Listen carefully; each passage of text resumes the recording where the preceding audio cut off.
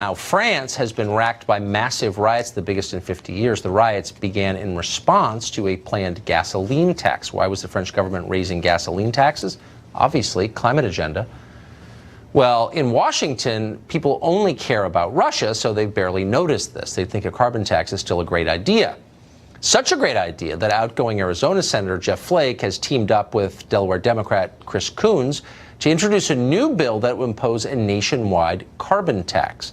Ethan Berriman is a California radio host, and he joins us tonight. Ethan, thanks very much for coming on. Thanks, Tucker. So I think it's pretty clear from what's happening in France that maybe the public globally isn't on board with this because most people care about gas prices because, you know, they don't have their own planes or drivers. So why would you, in the name of fighting climate change, crush the most vulnerable in your society? That doesn't seem fair. Well, we got two issues that are going on here. First off is in France, Emmanuel Macron, he actually did a massive tax cut on the rich. That's part of what these protests are about. It's not just about the gas tax. It's also the fact that the people feel like he was just giving away these giant tax cuts to the wealthy. That sounds familiar to the United States. Simultaneously, the U.S. proposal is actually fundamentally different from France. What Senators Flake and Coons put forward is a revenue-neutral carbon tax and dividend, meaning whatever tax money comes in gets distributed out to the American taxpayer. Now, it will be a progressive. No, it'll be progressive. So the lower end of the income scale, so we're going to raise dividend. gas taxes and then filter the money through a massive unionized bureaucracy, and somehow it'll drip back down to you. But I thought trickle-down economics didn't work, but I guess we're for it now? Well, that's not trickle-down economics. Trickle-down economics means tax cut on the wealthy. But it trickles through a public employee union first, right? There's a different kind of trickling, but you're still getting wet.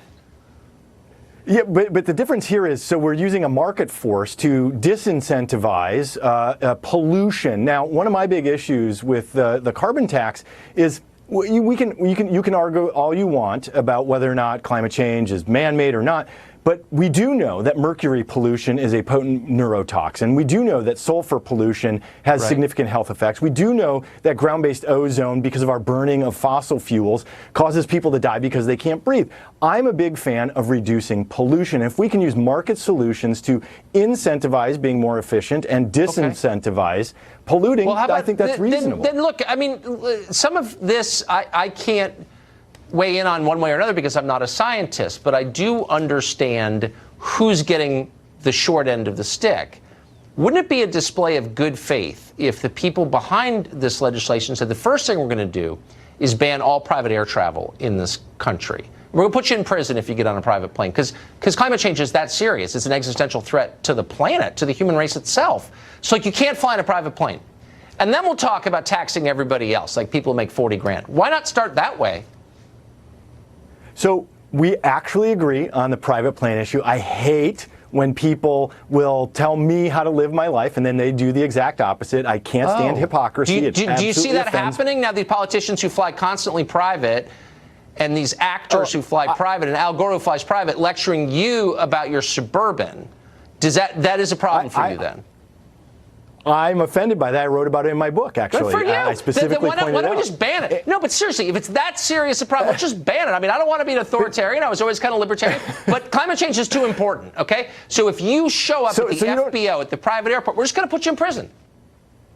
So no, I'm actually a little bit on your side here. I don't like banning things.